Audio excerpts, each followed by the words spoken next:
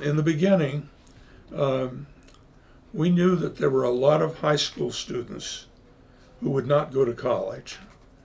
We also had done some studying of the special needs population and discovered that 75% of them at that time were unemployed and living at home. I was hand-selected by Gordon Ray to be his assistant.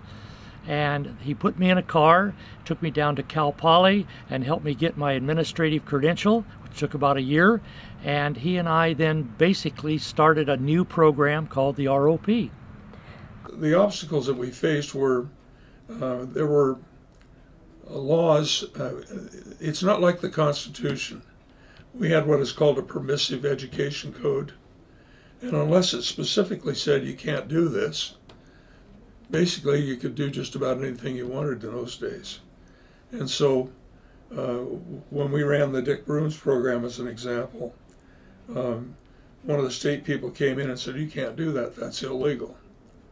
And so I said, "Show me where it is in the law," and he came back the next day and it was very permissive again, and we said, "Well, I'll take care of that." And he looked at me and he said, "What are you going to do?" I said, "I'm going to get a law passed, a bill put in to make community classroom a part of the community." And that's when community classroom was born in California. And basically he and I then worked toward what we could do to develop more programs in the Salinas district. And then we got a call from the state and said we had to involve other districts.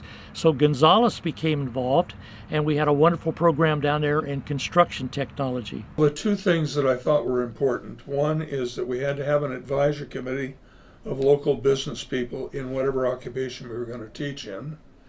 And second, that it be community-based. I worked for Wells Fargo, and at the time I was training their tellers and new accounts people. And Gordon Ray banked with us. And he saw that I was doing a lot of the training there, I think.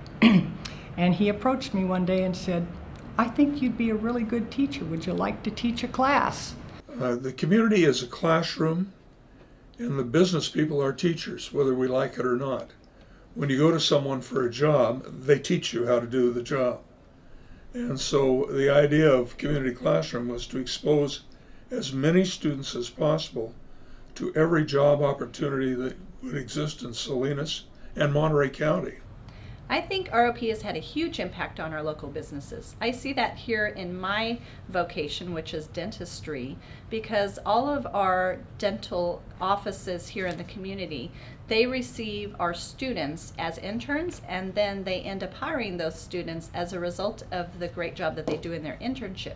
So it has a huge impact on the community, because without the school, the pool of dental assistants for these employers would be much smaller.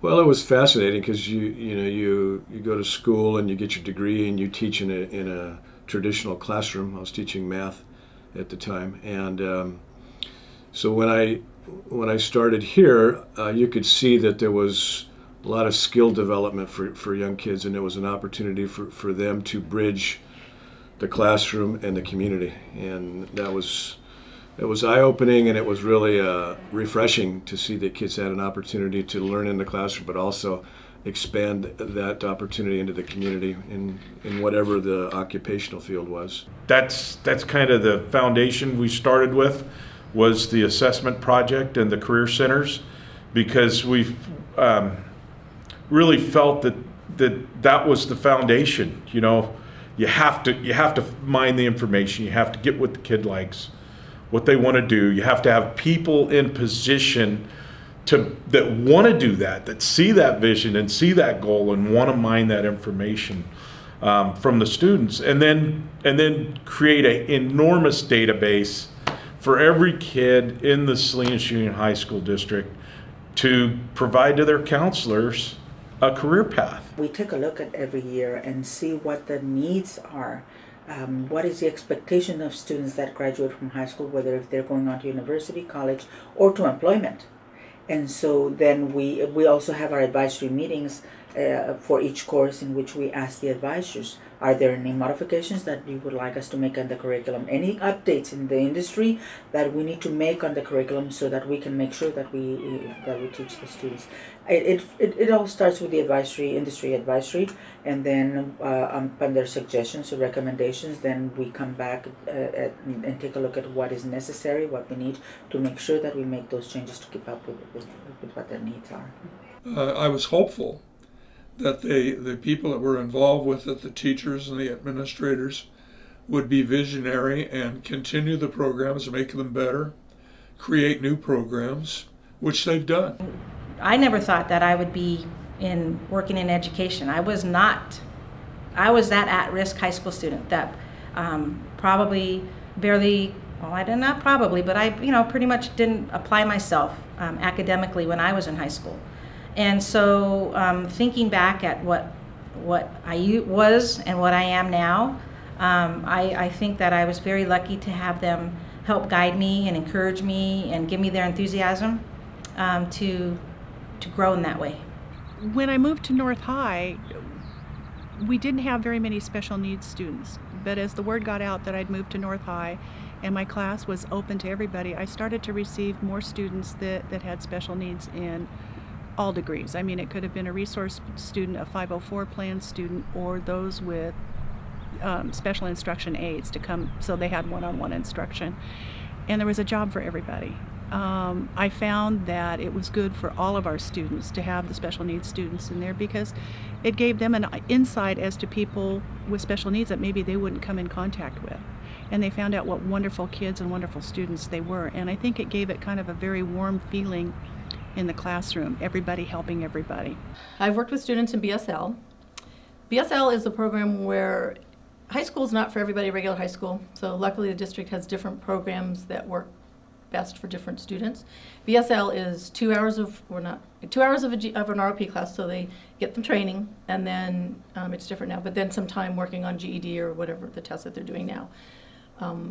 A lot of those kids in the beginning were kids that had been in lots of trouble,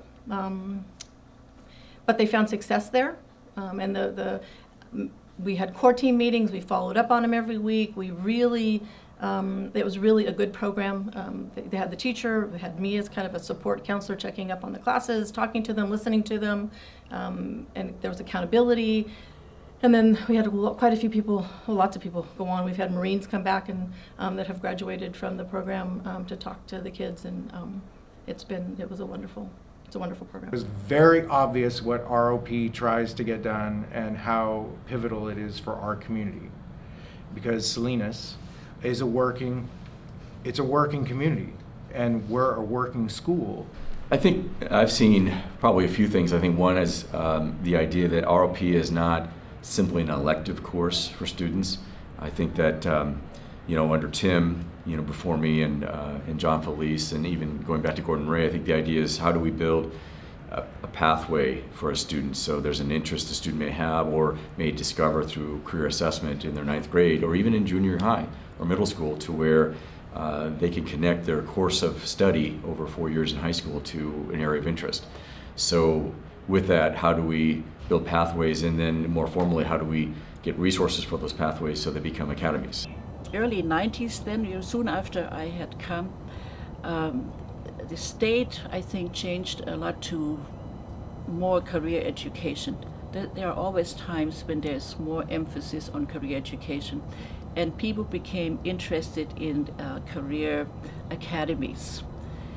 And so that was the big change, that we started to work with the teachers at the high school, and Mark Rosen at Alisar High School and I at North High worked with the teachers there to start a health careers academy, which I think might still be going on, and that was very satisfying to have that happen. Our Skills USA program at Salinas High and through Mission Trails ROP has been probably one of the best things that we have ever done. Back in 1984, my brother John started it, and it was a program that we can go through and see if we're meeting industry standards. with competing in construction trade areas like cabinet making, residential wiring, plumbing, brick masonry.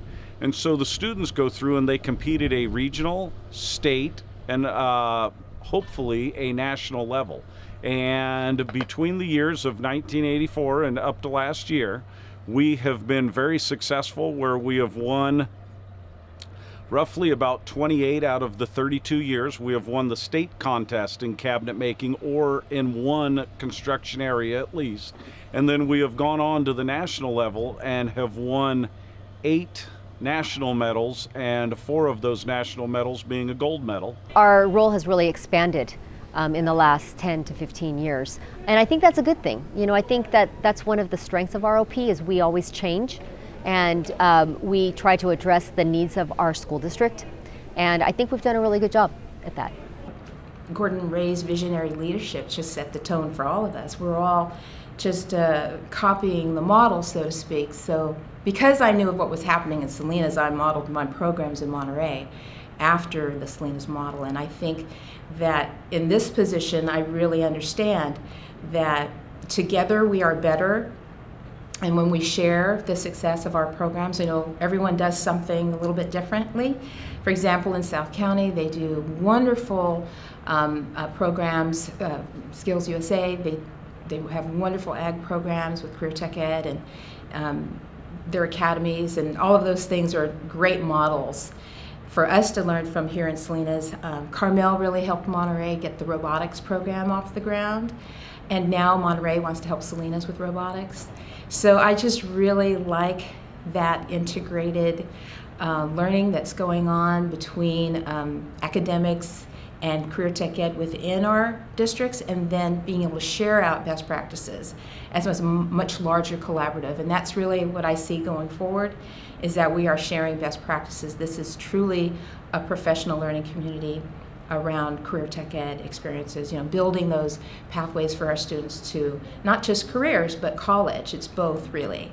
And the highest quality programs that we can possibly manage to create together by borrowing those innovative practices and the things that we know work really well. My vision would be that that we have industry certifications for our programs that we have. We have certifications, but some of them are district certifications, and some people honor them out in industry and some of them don't. So I would like to more focus on industry certifications, certifications that are going to be able to be bridged with possibly junior college if need be, or to be able to integrate the two so that when they leave, similar to what Wayne's College of Beauty is doing, when our high school students are graduating, they could potentially have a licensed, a state license, to be able to go to work after graduation. I know that there's some excellent programs for students, and I talk to my students all the time and learn about the experiences they'd have and what a difference has made in their lives, and I know ROP continues to do that. And the sooner I hear about this position, I keep in my mind, this is my place. I see it's growing. I don't see ROP diminishing, and we have our kids who can come, our students, our graduates who can come back and give testimony to how the ROP program has changed their lives, and that in itself is enough for me to want to support keeping ROP thriving and growing.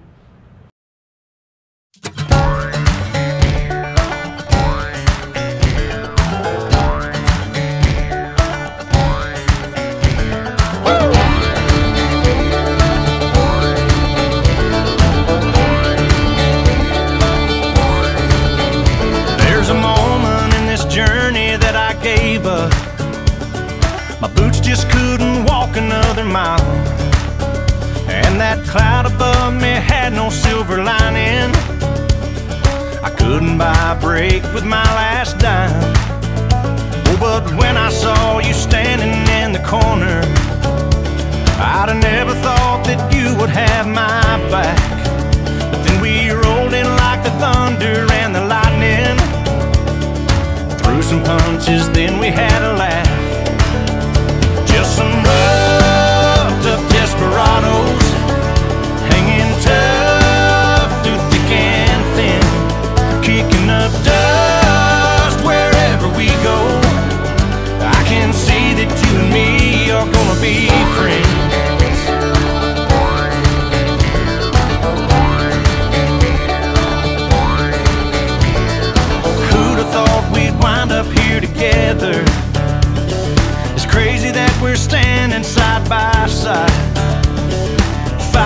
just like two birds of a feather. Who's gonna tell us now that we can't fly? Just some roughed up desperados, hanging tough through thick and thin, kicking up dust wherever we go. I can see that you and me are gonna be friends. To the end, you and me are gonna be friends. Yeah.